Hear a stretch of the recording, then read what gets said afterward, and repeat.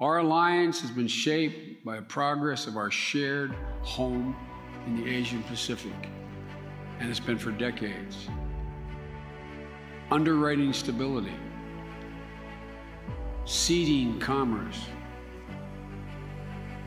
laying the groundwork for this region to reach its great potential. And here, in the early years of what surely will be the Pacific century, it's critical that America and Australia continue to look to one another for mutual support. Because together, I am absolutely confident we can write a better future for all our children and for this whole region. Hello and welcome. I'm Simon Jackman, Professor of Political Science and the Chief Executive Officer of the United States Study Centre here at the University of Sydney. The Centre's premises and the University of Sydney stand on the traditional lands of the Gadigal people, part of the Eora Nation, and we acknowledge elders past, present, and emerging. Let me also acknowledge the many members of the Diplomatic Corps and members of Parliament, the Armed Forces, the distinguished guests that are with us for this very special event. Today's virtual event is a special 90-minute event. And where for the first hour, we have the enormous privilege of being joined by two former Australian Prime Ministers, Mr. John Howard and Ms. Julia Gillard, and they'll be joined in conversation by Mr. Dennis Richardson. But between 6 and 6:30 p.m. Australian Eastern Standard Time, we're honoured to have contributions from the Prime Minister, the Honourable Scott Morrison, the Premier of New South Wales, the Honourable Gladys Berejiklian, the Leader of the Opposition, the Honourable Mr. Anthony Albanese, and the Chairman of the American Australia Association, Mr. John Olson.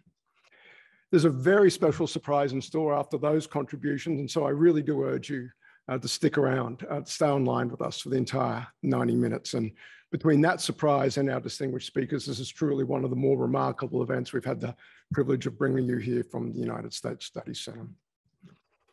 So it's the 1st of September, 2021, and 70 years ago today in San Francisco, the ANZUS Treaty was signed.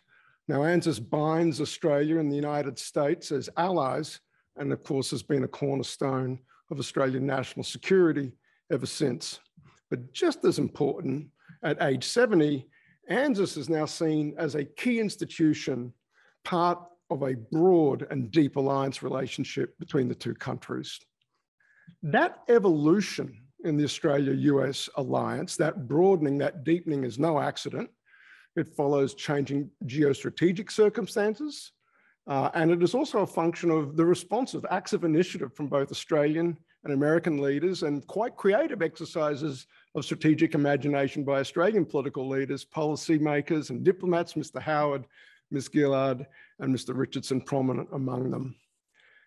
At this point in Australia's national development, at this moment in our national history, we at the US Study Centre, we're using the occasion of the 70th anniversary of ANZUS to draw attention not just to the history of the alliance, but to talk about how it remains central to Australia's national interests today.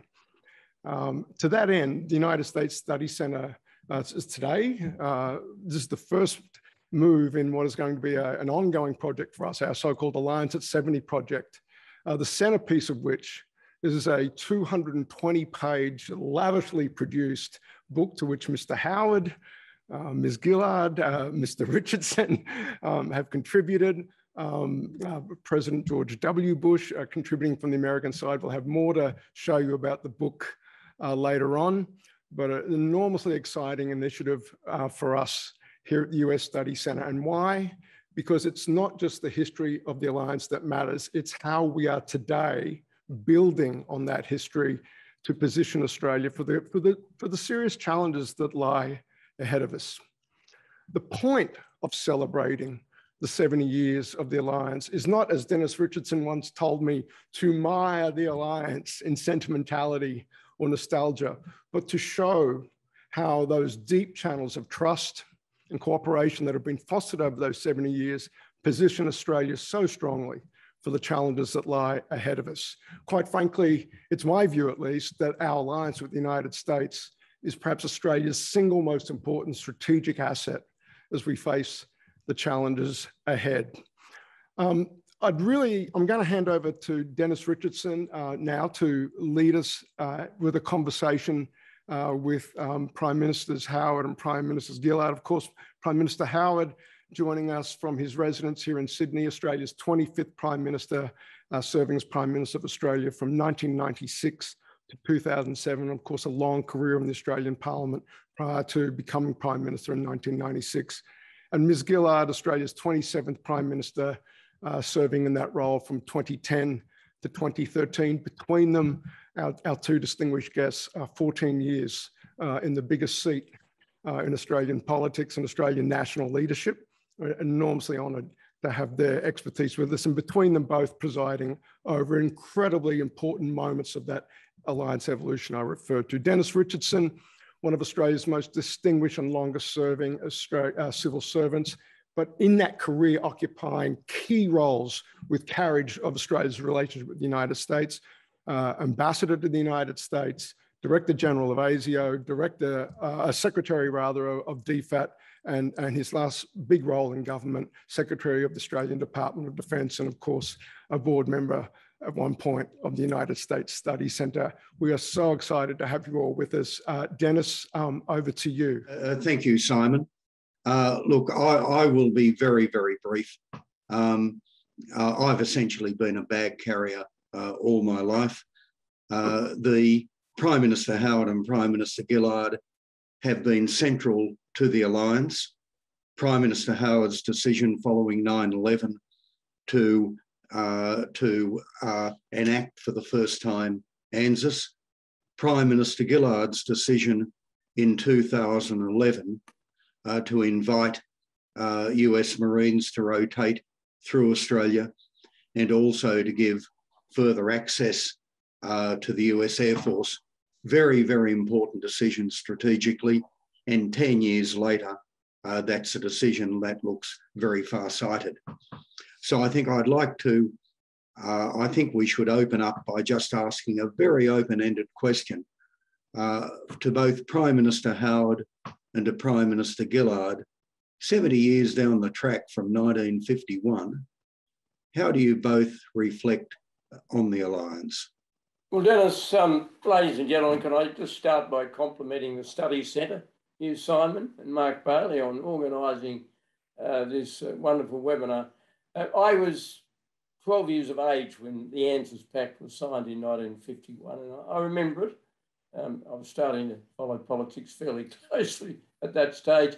And one of the first things to say is that most of the photographs you now see at that signing ceremony in San Francisco feature John Foster Dulles as the principal American participant. He wasn't, in fact, Secretary of State then. The Secretary of State was Dean Acheson, who was a member of the Truman administration.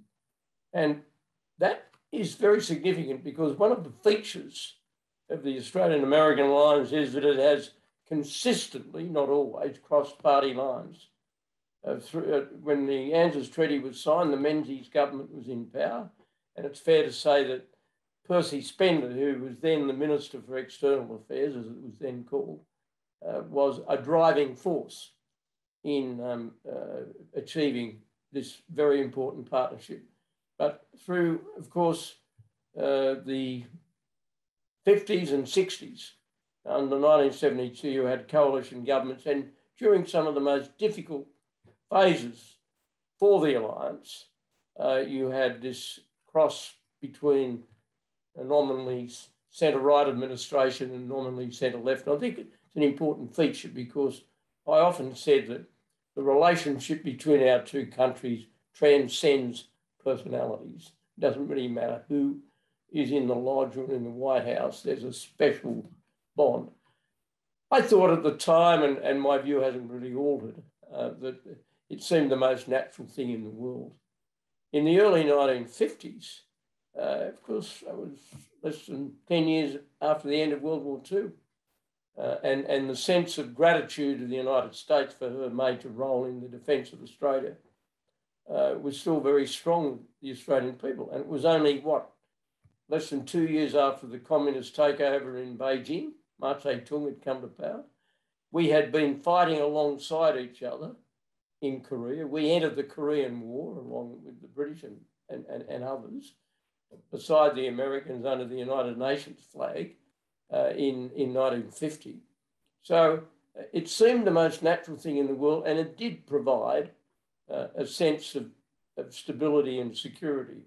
And although it's gone through some difficulties, particularly in the 1980s, when New Zealand's position, because of her very hostile attitude to anything remotely connected with nuclear power, sort of in a sense was suspended, although there were strenuous efforts made by President Clinton later on to sort of bring them back into the fold. And New Zealand proved a wonderful partner for Australia in places like East Timor, and did provide forces in Afghanistan and even a small number of engineers in a non-combatant role, I think, in Iraq. So it's had a few rumbles, but it was the most natural thing in the world. And of course, I can't conclude some introductory remarks about it without reflecting on what happened 20 years ago next week in Washington, when I was present when that terrible attack occurred. And it drove home to me that even a nation as powerful as the United States can feel vulnerable. And the Americans did feel vulnerable in September 2001. They were shocked by the lethal audacity, if I can put it that way, of the terrorist attack. And they valued the willingness of Australia to say from the beginning, we were not going to be an 80% ally, we were going to be 100% ally. And of course, others, let's not forget the enormous contribution that was made in Afghanistan by the British under Tony Blair as Prime Minister. Once again, an example where, when it comes to certain international issues, perceived political differences in domestic policy are transcended by leaders who see a common threat. I haven't altered my view. The alliance is important more than any other association of a strategic kind that we have, because it's based on hard-headed realism. We need the United States presence in our part of the world. And in saying that, I'm not only speaking, I hope still on behalf of the great majority of the Australian people, but also speaking for leaders of other countries who value the presence of the United States. So I look back on that 70-year period, and I recall some of the ups and downs, but more the positives. Of course, the withdrawal from Afghanistan has been difficult. And of course, there is criticism of what was done by the American administration, but I'll leave that for those who now hold office to deal with, because it is for them to speak on behalf of our country. But I have to say this, that the willingness of the United States through all those years to send her men and women to fight for other countries is something that you have to admire and express gratitude for. There's nothing wrong with the good heart of Middle America when it comes to sticking up for the freedoms of the world and the values that bind Australia and the United States together more tightly than anything else. Prime Minister Gillard, if I can ask, you're from a very different generation to that of Prime Minister Howard. What Prime Minister Howard talks about in terms of personal experience, to you, it is something you would have read about. I'm interested in terms of your own reflections and what influences there were in your younger years in respect to the alliance. Sure. Thank you very much, Dennis. And can I firstly join with Prime Minister Howard in congratulating the USSC for this event and for everything that it is going to do to talk about the alliance past and future at this milestone anniversary moment. Yes, I am a little bit younger than John, that's true. And as a result,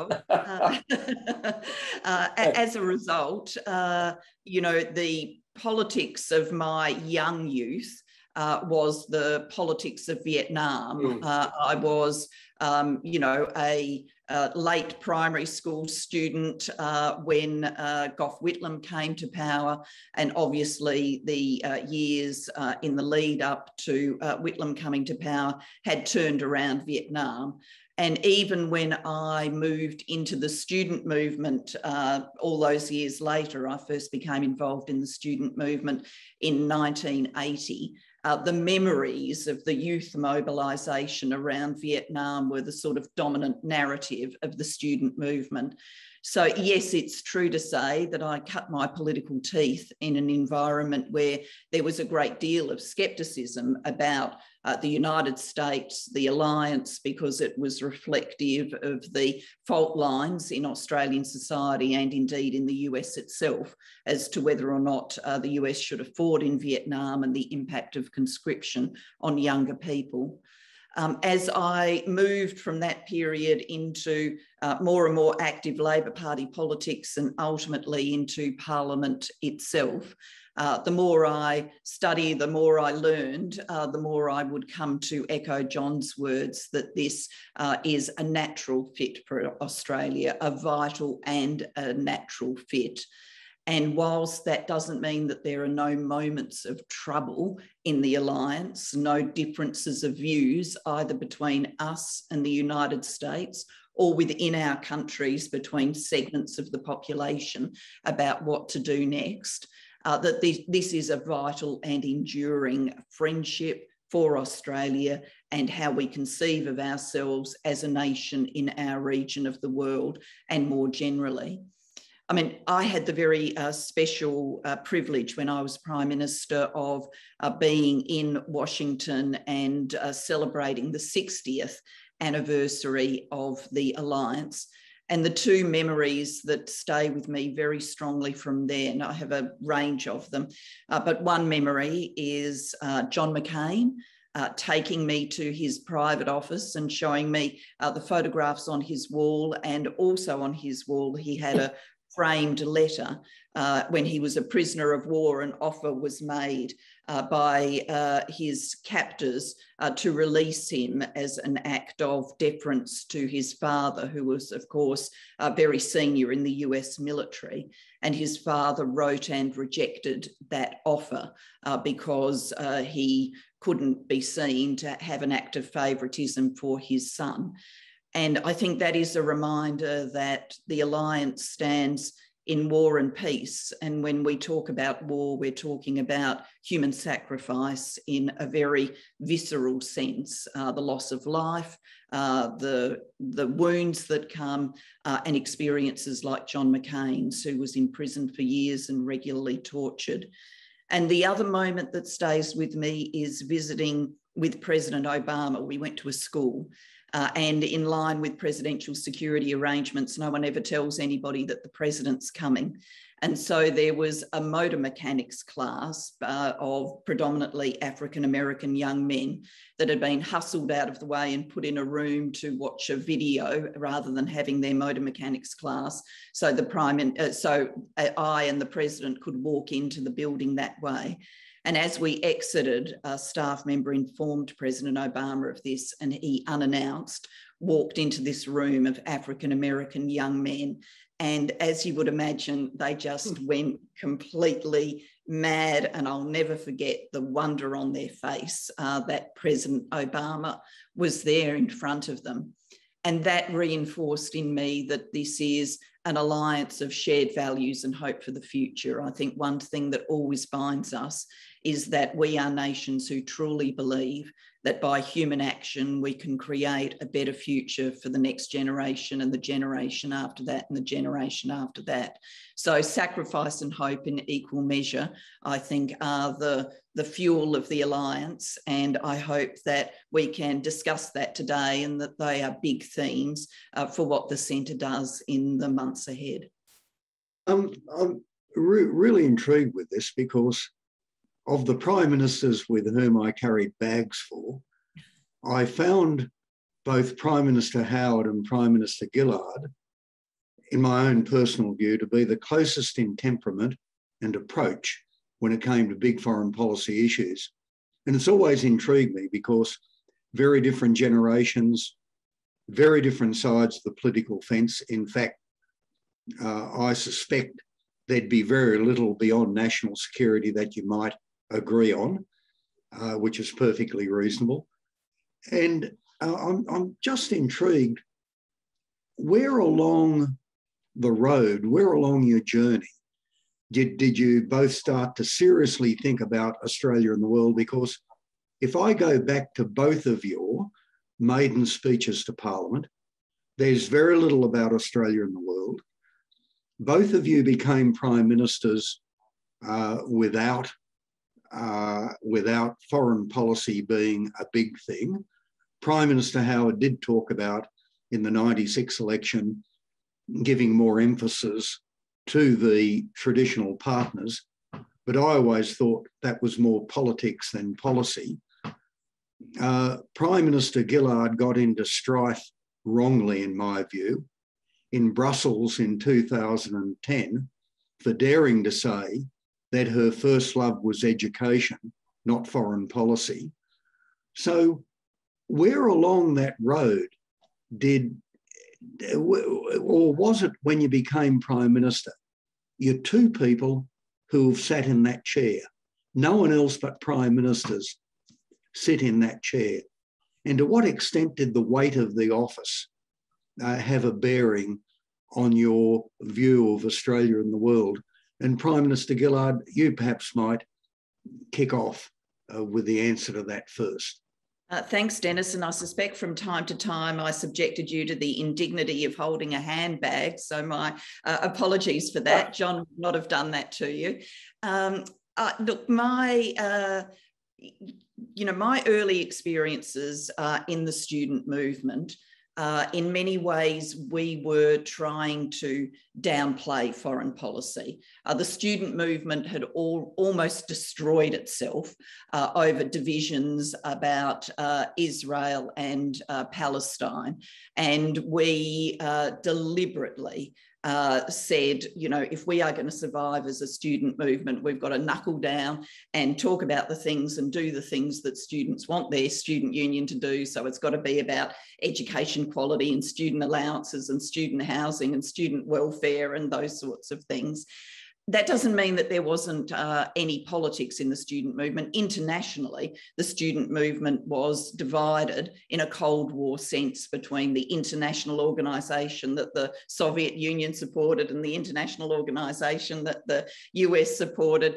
And we tried to find some space in the middle by having a Commonwealth Students Association and bringing people together around that. But, even with those experiences, it's absolutely true to say I didn't come to politics as a foreign policy aficionado. So I learned on the job. And one of the great things about the Australian Parliament, and long may it be like this, is that we do offer young parliamentarians experiences in the world. And I do want to reinforce this because I think it's easy for the public to sort of sniff at, they're off on another junket, they're off overseas. This is the wrong outlook. It is incredibly important for young parliamentarians to travel. I did that. I went to the US for an extended period, one of the studies that they offer young parliamentarians.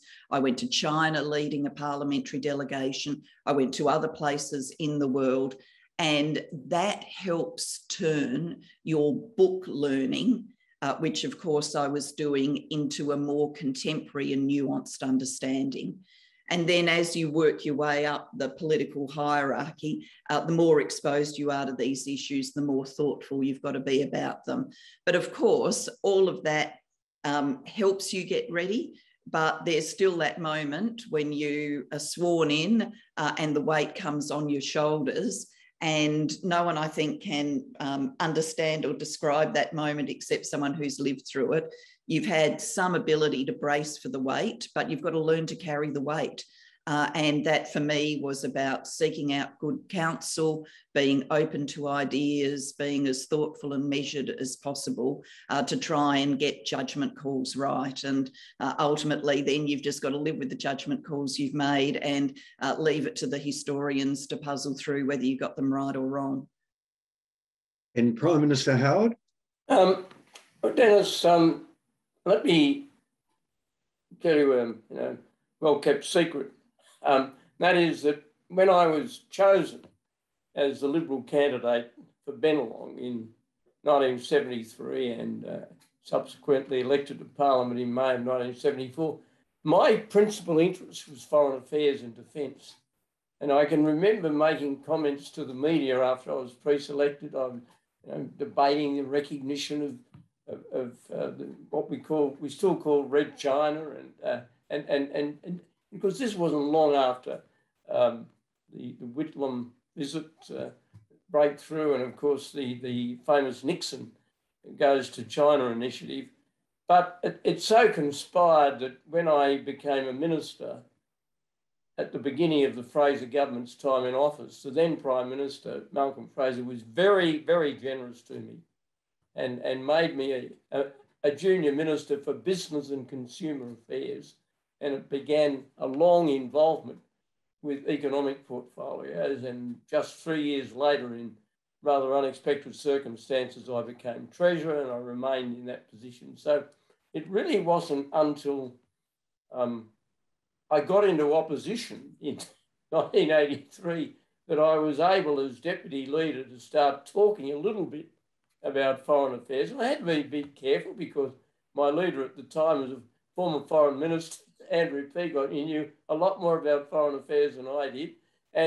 But so I started off having this great interest, but I wasn't frustrated because I didn't object to the responsibilities that I'd been given.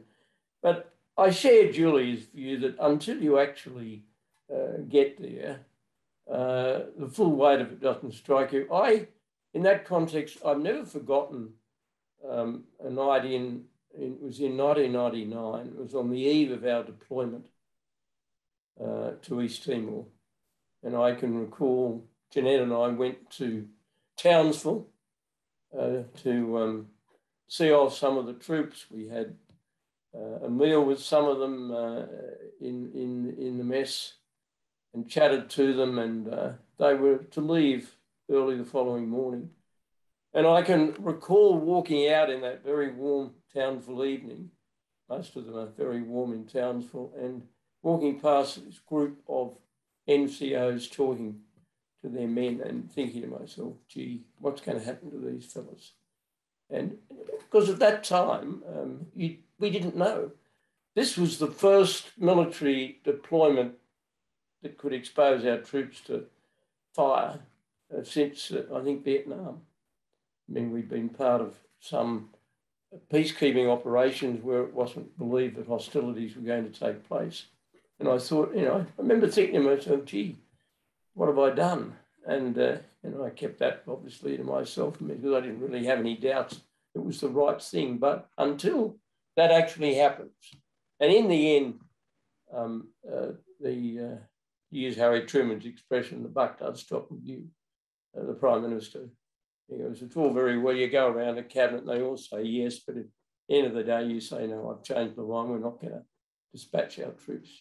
You don't dispatch those troops. That's just the reality of how a cabinet system works on issues like that. So, and I went through from 96 until the end of 99, and apart from the dispatch of some special forces to the Middle East at the request of President Clinton to reinforce the weapons inspection program in Iraq, and they were never used. They were brought back because there was an arrangement reached for the weapons inspectors to go into Iraq. Apart from that, hadn't had any major issues that involved the deployment of our troops, but then they happened sort of almost one after the other. From then on, we had the deployment. And the East Timor deployment worked very, very well, thanks overwhelmingly to the wonderful military leadership of Peter Cosgrove, who turned out to be an absolutely outstanding military leader and somebody who the Australian public has greatly admired as a result of that. And it was that experience that I've never forgotten. Now, obviously, I had some very restless moments in Afghanistan and particularly Iraq. They were different because One of them was not contested domestically. There was overwhelming support in Australia for our deployment in Afghanistan. There was very vigorous opposition to our deployment in Iraq. I don't retract in any way my decision on Iraq, but I have to acknowledge intellectually that it was very different from Afghanistan. And that sort of adds to the weight of the decision that is taken. Now, why did I sort of have the attitudes I did? I think I grew up in an environment where we saw the beneficial consequences of our alliances with what Robert Menzies called our great and powerful friends. It was a very, I can use that expression again, a natural thing in the world to identify with the cause of anti-communism as led by the United States, but they weren't the only country that was anti-communist.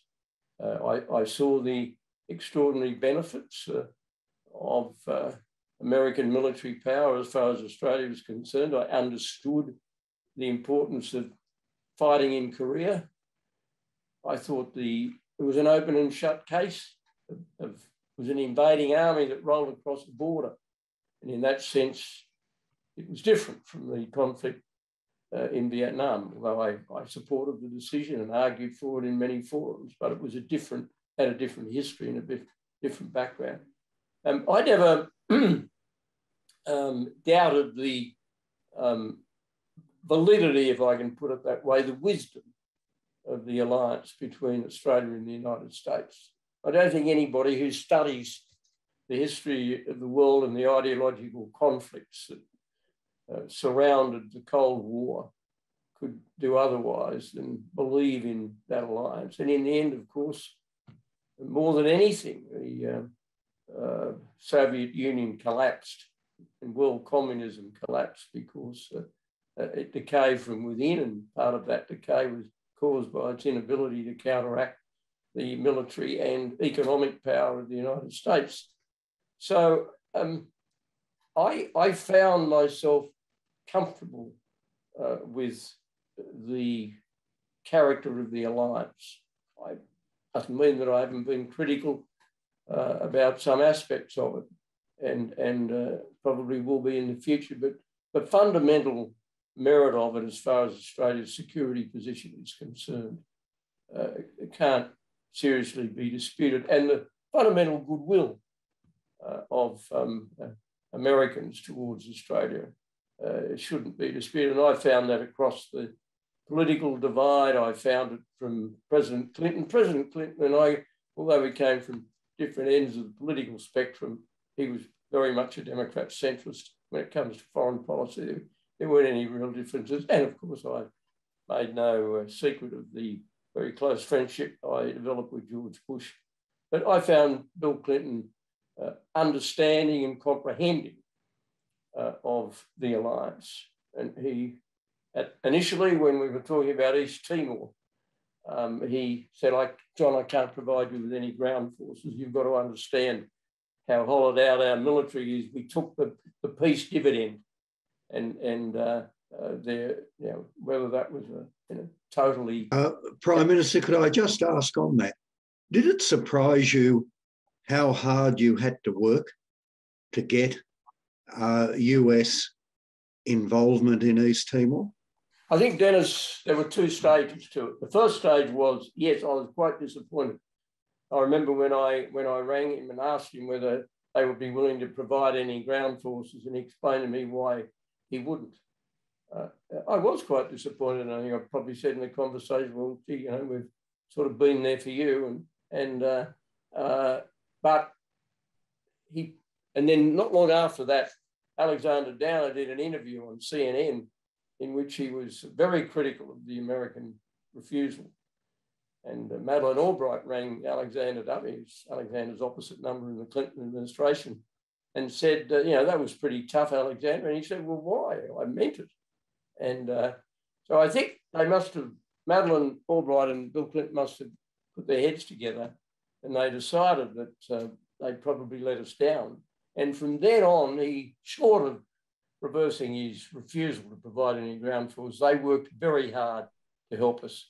And in the end, they provided logistical help, intelligence upgrades. And, and on top of that, the American Defense Secretary, Bill William, I think it was Cohen at the time, I think he was a Republican, went to Jakarta to sort of say now, this Interfet mission is very important to us, and we hope you understand that. And the import in that presentation was very deliberate. And I can recall fortuitously a meeting of APEC in New Zealand, right on the eve of the decision of the Indonesians to accept Interfet. And Clinton was there, and we had a long discussion, and he laid out to me what they were going to do. So I think it's fair to say that, yes, I was taken aback initially and disappointed, and that showed. And it showed with Alexander Downer. But what I do accept, and I respect that the Clinton administration worked that out, and they did their level best, short of reversing the original decision about ground force. They did their level best. And of course, as it turned out, the assistance that they provided was extremely valuable. And of course, the operation turned out to be hugely successful, and one that I remain very grateful to many countries in our own region, because what's got to be remembered about Interfet was that we were able to assemble troops led by Australia, from New Zealand, from Thailand, from Korea, and the like. And I think we also had a detachment of Gurkhas. And so when you added it all up, it was very much, it wasn't a white nation's force, as some critics of it, not in Australia, I don't think, but elsewhere said. I think that was one of the criticisms that Dr. Mahathir made of it at one stage. But it was very much an international regional force. And it I think, displayed Australian leadership in a very good light. Prime Minister Gillard, you led a government that did not have a majority in the parliament. You relied on independent and Green support. Despite that precarious situation, you took quite a number of, I think, what can only be considered very important, and in the circumstances, in the best sense of the word, courageous decisions. Not in a public service sense, but genuinely courageous. And one of them was the decision to invite US Marines to rotate through Northern Australia, to invite the US Air Force to have greater access to Australia. As I said earlier, 10 years down the track, that decision has turned out to be really important in the context of the alliance. I'd be interested in your own thinking in that decision, and to the extent to which you needed to, without giving away secrets, engage in some politicking on your own side of politics to get to that point. It was an important decision and loomed in my mind at the time as a very important decision, though I agree with you, the remove of years is helping us see it in a clearer and clearer light. Dennis, you would recall that a foreign policy thread of the government I led was analysing Australia's role in what we termed the Asian century and trying to come to grips with the changing geopolitics of our region in every sense, what it meant, people to people, education, economic, but also what it meant in terms of foreign and security policy and the future of military matters in our region. While we were doing that, President Obama was contemplating and ultimately announced the pivot to Asia. And of course, there was a lively dialogue back and forth between Australia and the US on these questions at all points. And it seemed to me that in that context, for us to take a step forward in the alliance, to enable there to be Marines and other military engagement on Australian soil was an important step forward and would stand us in good stead in what was going to be an uncertain and potentially difficult future. And so against that backdrop, I became persuaded that the decision was right. And if we were going to do it, we should do it in a meaningful way. You would recall, Dennis, that there was floating around at the time some ideas about kind of tiny little pilots of this, that, or the other thing. And I rejected that and said, if we're going to do it, let's do it, let's announce it, let's move it. And so that's what we did. Coming from my background, particularly the student political background, I obviously did worry that this would be tremendously controversial in the Australian community, or at least sections of it. Many people had, grown up talking about US bases on Australian soil. You would remember all of that around Pine Gap and protests around those things, and a very lively debate about what this meant for our sovereignty and all the rest of it. And I obviously feared that there would be a major threat of that in the community and perhaps within sections of my own political party. So I, set about the dialogues internally that we needed to announce the decision. Actually, there wasn't within Labor a big thread of, sort of the US bases style stuff. That wasn't an issue. There was attraction by some to going smaller scale, to proceeding more carefully, more cautiously with the pilots. And that was the main internal debate that I had to lead and win. In terms of those who had given confidence and supply and who were, working in a sort of dialogue sense with the government, the independents, Tony Windsor and Rob Oakeshott, they viewed these as matters for executive government. And whilst, of course, I discussed these things with them because we kept each other informed, that was all fine. They're very sophisticated people in terms of how they see the globe. The Greens were obviously going to take a different view, and I respected that, and I think they respected that I needed to get on and do what I had to do as Prime Minister. So there was, that, but there was never a moment or a suggestion from the Greens that the government couldn't properly take this decision. It's just that they've got a different foreign policy outlook, and they were going to continue to pursue that in the court of public opinion. So yes, I did have to work it through.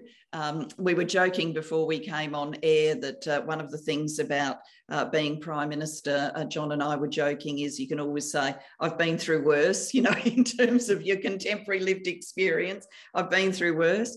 And I did have some harder political debates within the government and with those supporting the government than this question during the life of the government I led.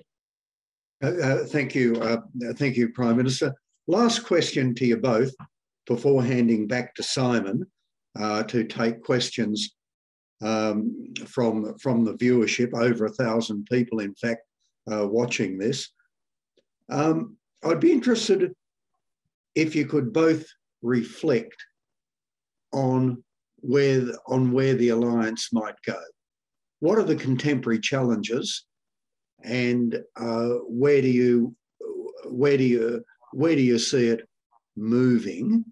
Are there areas that could be developed further, or what? I'd be just interested in your open-ended thoughts about contemporary challenges and the future. If you could take about 3 minutes each to consider that, and then we'll hand it back to Simon. And Prime Minister Gillard, while you've got the floor, why don't you kick off?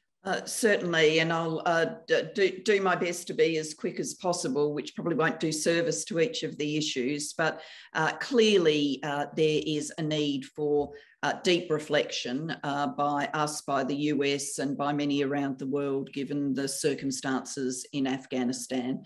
And I think that is calling to the government of Australia now and the government of the United States. So there is a lot to think through about what went right, what went wrong, and what the contemporary posture should be towards Afghanistan, and how we hold faith with the people of Afghanistan insofar as possible in this period. And obviously there are a range of tools that we have in our hands, from aid and development on the one hand, ranging through to sanctions on the other, and many nuances in between, and we need to work through that. Pulling the lens back, of course, the driving shaper of this period of, sort of geopolitical history is the continued rise of China and the emergence of a bipolar world, and that has consequences in every direction.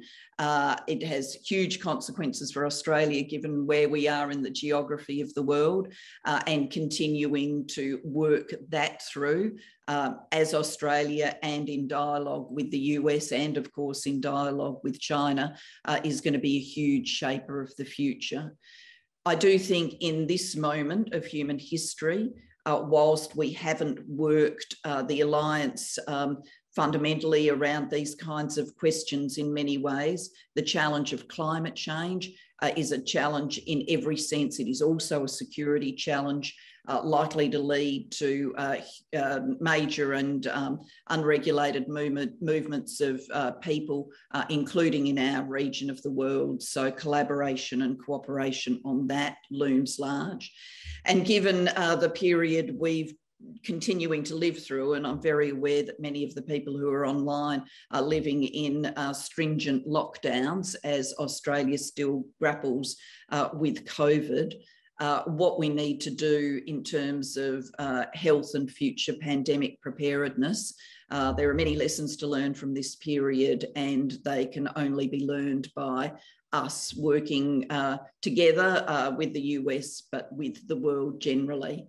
And all of that work needs to be done at a time when, multilateralism is anemic, thin, and does need to be rebuilt around critical questions, whether pandemic, climate change, economic collaboration, security collaboration. There is much to do in building the pattern of bonds and cooperations in this world. Thank you very much, Prime Minister Howard. Well, I don't think there's any doubt that the greatest foreign policy challenge that Australia has at the moment is China. China is at once our greatest export destination, a country that played a very material role in Australia being able to effectively escape the bullet when it came to the global financial crisis, but also a nation that has become far more belligerent and aggressive internationally. I compare Xi Jinping with the two Chinese presidents I dealt with, Jiang Zemin and Hu Jintao, and they're a world away as far as the outside world is concerned. Now, the American alliance is hugely important in that context, and the elephant in the room, if we're frank about it, is Taiwan. Now, what do I think will happen in Taiwan? Well, I don't know, but I would be very surprised if the Chinese launched any kind of full-scale attack on Taiwan, because they would fear that there would be massive retaliation from the Americans, and they would almost certainly come off second best. And that's really not part of the Xi Jinping plan for China's future. But there will obviously be increasing pressure in different ways put on Taiwan by the Chinese, and this is going to be a very, very difficult issue. And I think that the two guidelines Australia has got to follow is we, first of all, can't abandon our values. We can't abandon alliances or friends. And these, I think, misguided people who say at some point Australia has to make a choice between China and the United States are really having delusions. Because in the end, the thing that binds you more tightly to a nation or a group of nations is common values. and the values that we have in common with the United States, and indeed other countries that have those values, are far more important and enduring than anything else. But I think the other thing that we have to bear that very much in mind. The other thing we have to try and avoid is being mesmerised by China. I've often thought that we forget that for all the impressive nature of China's rise, there are two great problems that China faces. First of those is demography. She will grow old before she grows rich. You can talk about aggregate GDP, but if you actually talk about individuals, China is still quite a poor country, although a lot less poor than she was 20 years ago. But I think that's something to bear in mind. And China has made a terrible mess of her demographic policy, I want to put it like that. 30 or odd years ago, we had a one-child policy. Then we had a two-child policy, which lasted for sort of about 10 minutes. And now we've got, in certain circumstances, a three-child policy. Well, it doesn't indicate to me that there's a lot of sort of skillful planning at the highest levels. The other theory I have, and probably most of the people listening to this would disagree or scratch their heads about this, is that I do think that eventually there is a denouement coming in China in relation to how they're governed. You've got now what, by any fair measure, 400 million and rising middle-class Chinese, perhaps higher than that. And that's all happened fairly quickly. Now, more and more people will be born into relative affluence. And my view of human nature is that if you're born into relative comfort and affluence, you're not going to tolerate being told what to do. But if you transition from poverty to affluence in your lifetime, you are probably more likely to at least give a nod of gratitude to the government that was in charge during that transition. And I think it will become increasingly more difficult for the Chinese leadership. So adding all of that up, China remains the huge challenge. And gee, we need to have, as not only an alliance partner, and I really do welcome the development of the Quad. I think the addition of India to the trilateral security dialogue that I established with America and Japan is really very, very welcome. And it's a legitimate expression of democratic solidarity. It's not anti-Chinese, although it does have the impact of acting as some kind of containment, but it can't be labelled as that. So I think we need America. We need her understanding, we need her strength, but we also need her common democratic experience. And so I can see in the context of undoubtedly the greatest challenge that Australia has. And in dealing with China, we should never lose sight of two things: how valuable she is as an economic partner, as an export destination. Anybody who says, oh, don't worry about that, really, they don't understand any of the recent history of Australia. And so we should understand that, but equally we have to understand that it's not an occasion for schoolboy type point scoring. We have to understand that we have, it's a delicate relationship. And there were periods when it was possible for Australia to say, I mean, I can remember vividly that huge natural gas deal in the early 2000s, negotiated with the North West Shelf. It was very obvious to me that the Chinese wanted us to get the contract. They went through the process of calling for bids and all that. But we did have something of a sweet spot relationship there for a period of years, and that changed. And I don't criticise any government that followed mine for that. I think there's been a remarkable consistency in the treatment of China by Labor and coalition governments, and they've each over the years made contributions. And I think the Morrison government is handling China in the right way. I think the legislation about disclosure and the concern about infiltration, that's all justified. I think the call that the foreign minister made for an investigation into the source of the virus was very low key. I remember watching it on television when she said it, and I couldn't understand how people got worked up. It wasn't a belligerent statement. It was just a plain statement of the obvious that there to be an investigation. So my response to your question is very much in the context, not only of the enduring partnership between two great democracies, but very much in the context of this challenge that we have with China, and it will continue to tax the current government and any government that follows it. Thank you very much indeed. Simon, over to you. Thanks, Dennis. We're rapidly approaching the top of the hour, so I'm going to squeeze in one question from the audience. And it speaks to, earlier I think it was Mr. Howard that said, you know, Australia's relationship with the United States transcends the personalities of the day. But how about those personalities? And in particular, Mr. Howard, in your case, being in Washington, there for celebrating the 50th anniversary of ANZUS on the 10th of September, 2001. You've spoken a few times now on the record about the consequence of being there on the day.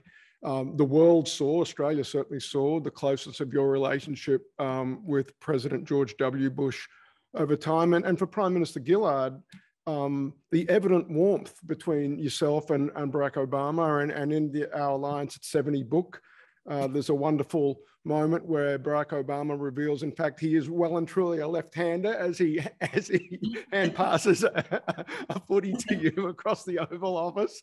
A lot of recent American presidents have been left-handed. There's a few of them are lefties. That's true. But I'm wondering, hearing from you people directly, how that Prime Minister to President relationship, how important that is in pursuing Australia's national interests through the context of the alliance. Perhaps Prime Minister Gillard first, yeah. Sure. Look, I think the better the personal relationship, in many ways, the easier the discussions go, but I wouldn't want to overput it. Obviously, people have their, national interest, and there are many, many times where our national interest and the American interest are absolutely in lockstep. But there are times when there are differences. John's talked, for example, about the discussions he had around the time of East Timor and what he needed to do there. So strong personal relationships can't wish all of that away, but they can get you, I think, an extra margin, an extra little bit of latitude in what can be achieved. So I do think, always treating their counterpart with dignity and respect because of the office is fundamental. But if you can get that sort of extra X factor of friendship and interconnection, I think it does help. Prime Minister Howard. Yeah, well, look, I'd endorse that. I mean, there was no doubt going back to the 60s of the friendship between Harold Holt and Lyndon Johnson. It was very strong, and it was something that crossed the party divide. I think the only time when there was a bit of stress at top level was for a brief period when there was a lot of debate about the American bombing of North Vietnam and some of the attacks that were mounted on the Nixon administration by some of Whitlam's ministers. Now that sort of settled down. But by and large, personal relations have been very good. And as I said earlier, I was Prime Minister for 4.5 years with Bill Clinton as President, and we had some differences, but I developed a very good friendship with him and retained it. So, and of course, I unapologetically became and remain a good friend of George Bush. And I think being there, having spent so much time with him the day before, it just cemented that relationship. And I think it added value. I mean, it helped with the free trade negotiations. It helped enormously. Although, he had to draw the line somewhere. He wasn't going to give me any concessions on sugar. Because there were too many Republicans from sugary parts of America, I think. And I understood that. He did it in style, though. He did. Hey, look, I will just also point out, and I didn't at the start, that Prime Minister Gillard joins us from London, where it's early in the morning. Thank you for giving us your time this morning, Prime Minister Gillard. The other thing to note is that I'm at the University of Sydney, and both Mr. Howard and Dennis Richardson are proud alumni of the University of Sydney, as are quite a few ambassadors Australian ambassadors to the United States. And that's an important connection for the centre to stress. I can't let that go. And the last remark from me is just to, again, we're going to tease in just a moment with a really, I think, nice video package, our Alliance at 70 volume. I do want to take the opportunity, a slide will go by acknowledging some of the financial supporters for this really considerable undertaking by the United States Study Centre. But I will single out by name Pratt Industries, who are our presenting sponsor of the, supporter rather, of the Alliance at 70 project. US Study Centre enjoys the support over some years now from the Australian government's Department of Defence, of course, News Corp Australia, and in particular the Australian and Sky News. We have great relationships with them, and we're very thankful for their support of the Alliance at 70 project, and Macquarie Group. We thank them as being platinum supporters of the Alliance at 70 project. But it is now 6:03, and in the interest of keeping the show moving along, it's my pleasure now to hand over proceedings to the chairman of the board of the United States Study Centre, Mr. Mark Bailey. But let me just close out by again thanking Prime Minister Gillard for joining us from London. Thank you so much, and Prime Minister Howard. This has been a remarkable conversation. It's a shame it could only be an hour. We'll have to do it again sometime. Thank you. Over to you, Mark. Thank you, Simon. That's excellent work. Again, I'd just like to encourage everyone to stay with us for the next 30 minutes, as we have the very special event at the end of the webinar, which could not be a more appropriate symbolic commemoration and celebration of the 70th anniversary of our alliance with the United States. On behalf of the United States Study Centre at the University of Sydney, I want to thank those who have made tonight's event possible. I acknowledge that many viewing tonight are under lockdown conditions and want to extend our thoughts and best wishes to you during this time of stress. We have been exceptionally privileged to have heard from former Prime Ministers Howard and Gillard and former Ambassador Richardson. Collectively, they have provided over a century of Australian public service and been involved in the mature stewardship and relationship with the US for over 2/3 of the duration of the ANZUS Treaty. As a consequence, the insights they have been able to share about the history, current importance and future of the Alliance are both highly valuable and without parallel. We deeply appreciate you giving us your time this evening. In addition, I want to acknowledge and sincerely thank those organisations and people who have contributed to ensuring such a successful event. These include, from the Office of the Prime Minister, Jeroen Finkelstein, Paul Ritchie, Jack Hampton; from the New South Wales Premier's Office and Department of Premier and Cabinet, Armine Nalbandian, Johnny Heron and Alastair Lyle. Also the team at the Electric Canvas.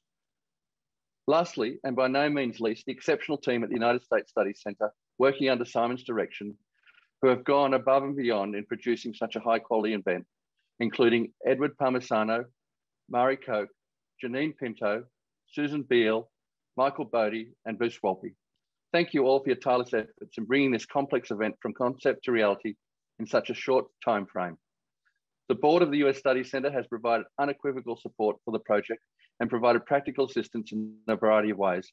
Thank you to my fellow directors. I would also like to add my thanks to the previously highlighted supporters of the Centre's Alliance 70 project. Turning to the remaining segments of the Cene's program, next there will be a short preview of the Alliance at 70, the special commemorative publication of the Centre. Immediately following that preview, John Olsen, Chairman of the American Australian Association and the Perth US Asia Centre, our sister centre based in Western Australia, will provide some remarks and introduce a message from Prime Minister Scott Morrison. John, the AAA, together with the great work of Lily Devchik, have provided tremendous assistance and guidance in bringing this event together. Thank you, John. Your efforts are very much appreciated. This will be followed by a video message from the Federal Leader of the Opposition, Anthony Albanese. Our final speaker this evening is New South Wales Premier Gladys Berejiklian, who is uniquely placed to introduce the special event. After the launch of the special event, the evening will conclude at around 6:30 p.m. Federal and state governments provide the cornerstone funding of our work and have done so from our inception. We appreciate this, as we do the bipartisan support for the Centre. Finally, I would just like to make some comments about why the US Study Centre exists. The continued and ever-increasing interest in the US and its global influence is proof that the United States is the most admired, criticised and consequential country in the world. I also believe that it is the most misunderstood and caricatured nation and society. When every 4 years we watch the US presidential election results roll in, Australians are reminded that the United States is far more than the great cities on the east and west coasts. It is a federal republic of 50 states, 1 capital district, with sovereignty over 14 territories. More than this, it is a country of enormous complexity and fluidity. The United States is always restless. Every decade seems to bring turmoil and division. But with that comes social and economic reinvention, which occurs more rapidly and dramatically in the United States than any other country in the world. This creates anxiety, but is also the driving force behind its progress and advancement. The great social and civil rights movements tend to have had their origins in the United States. Its technological and innovative capacities remain unmatched. To offer just one economic statistic, during the decade of the 2010s, the United States has increased its economic size in GDP terms by an amount 5 times that of the Australian economy. It grows on average by the size of an Australian economy every 2 years. This occurred despite yet another traumatic decade. And as we have seen over the past 18 months, and even in recent days, this stress and uncertainty has continued. The point is that neither its admirers nor its critics can ever really claim to fully understand or pin down the United States. Regardless, this is a period of immense and restless energy in the United States and reassessment of how it will lead and where it needs to be. This is not occurring in isolation. The United States, Australia, and the world are responding to significantly increased geostrategic competition from nations who do not respect the rules-based international order, the system which has underpinned much of our collective peace and prosperity. This has greatly contributed to global economics and trade increasingly coming under the influence of geopolitics. Technology is being misused for human suppression and not for liberation and enlightenment. Like all nations, the United States is scrambling to adjust. How it does that is uniquely important to Australia and the world.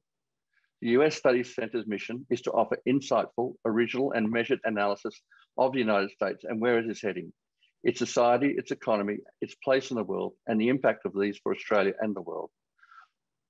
We do not this for mere academic interest. Our objective is to ensure our research and activities are as useful and as relevant as they can be.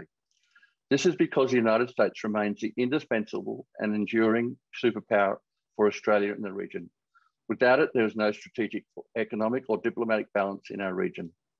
Nevertheless, we do not boost America for sentimental or nostalgic reasons, and neither do we pick at the scabs of American failures or mistakes for sport.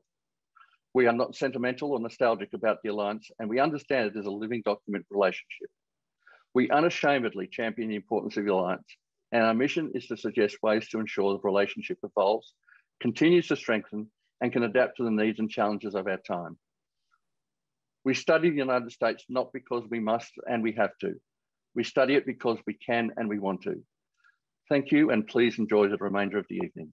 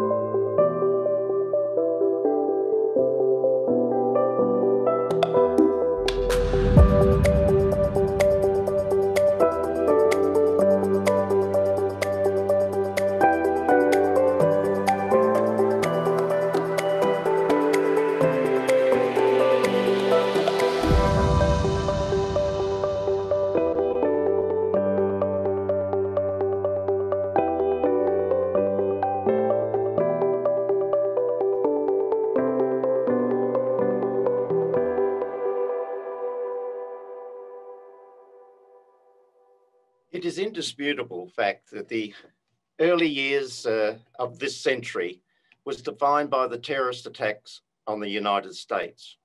As expected in an open democratic society, the conversation turned to America and its place in the world and the future of the alliance. Following the Second World War, during which America came to the defense of Australia, the American-Australian Association was established in New York in 1948. The AAA, a leading privately funded organisation, devoted to advancing understanding and cooperation between our two countries. We were concerned at the lack of balance, lack of factual, non-emotional debate that emerged during the period prior to the establishment of the United States Study Centre. And because we wanted understanding and cooperation between our two countries to be advanced, the AAA sought and obtained the Australian government, Howard government support, to establish the United States Study Centre based at Sydney University, which has become a primary source of balanced information, expert views on US domestic developments, its foreign policy, and evolving mission of the alliance. ANZUS has a broader purpose than the national interests of the two countries, with fast economic growth and military spending in the Indo-Pacific. And it's in that context, American leadership has become more indispensable and is increasingly reliant on allies such as Australia.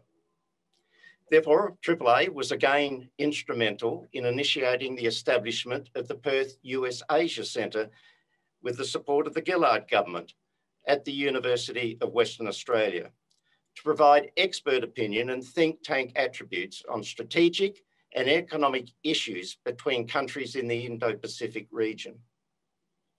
Tonight's seminar is of international relationships and dialogue, and Prime Minister Scott Morrison's advocacy for a rule-based order that supports open market economies essential for domestic, regional, and global opportunities is important.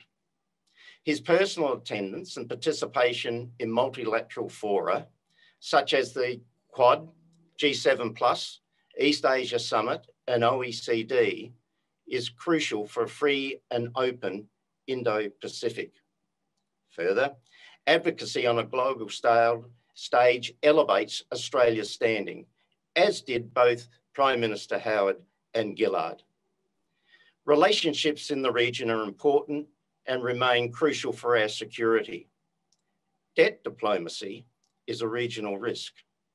The evolving alliance is a vehicle, is important to manage these risks. It's in that context, on behalf of the Centre, it's my pleasure to introduce the remarks from Prime Minister Scott Morrison.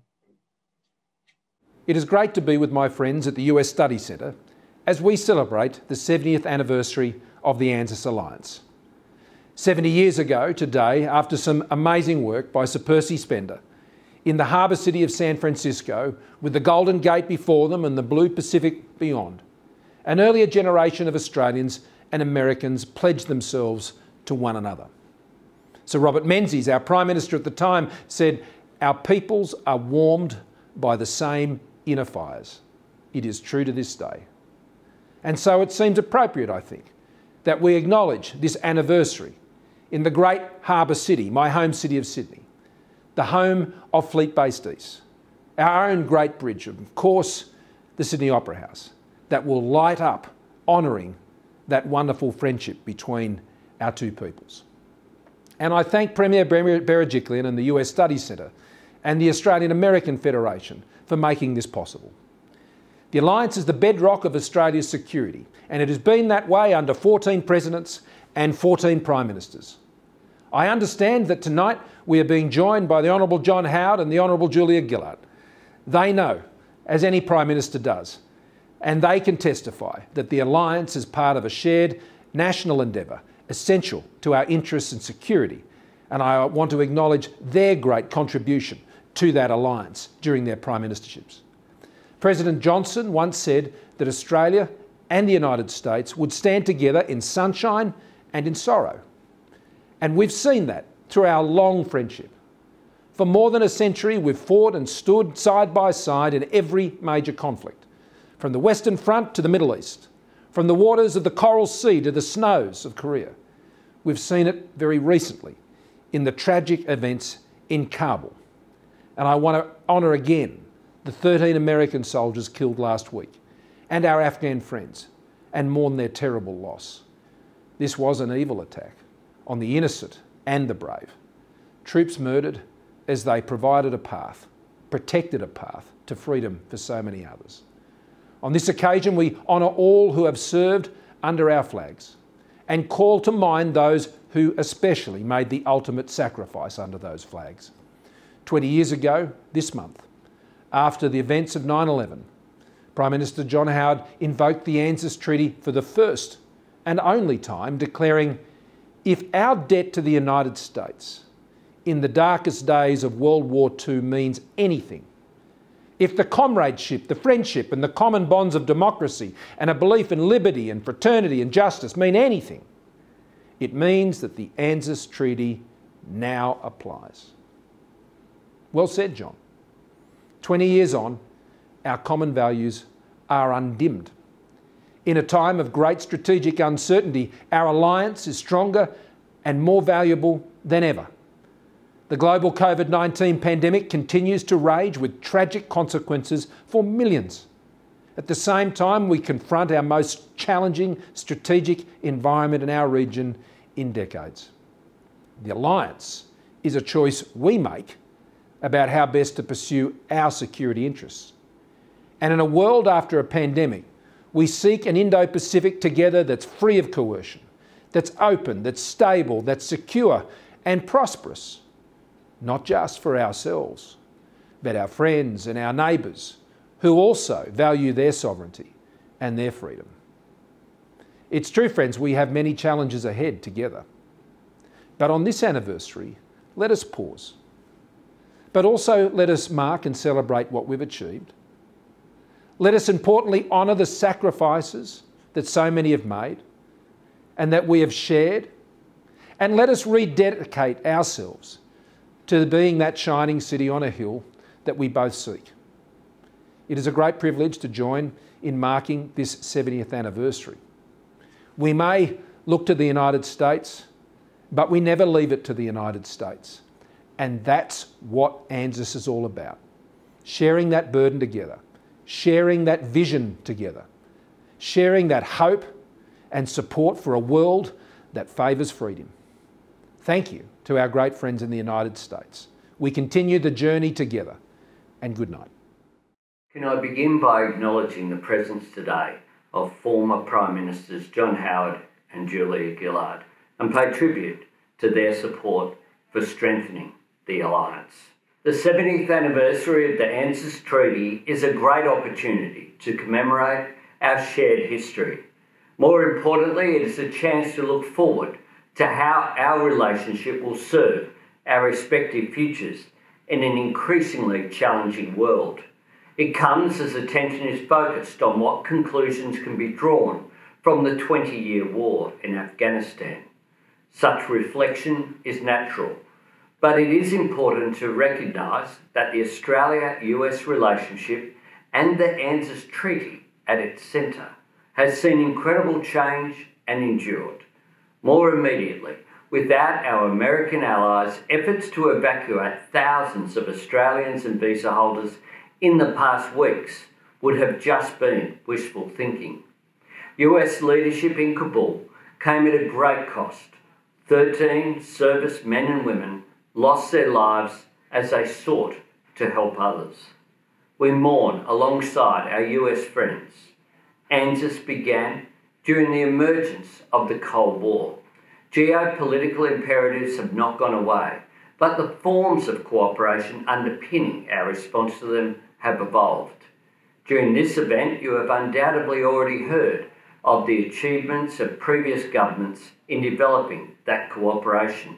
The former Labor government expanded and modernised existing facilities, which secured the rotation of US Marines, greater use of Australian airfields in our north and west, and the promise of increased US Navy use of our Indian Ocean Naval Base.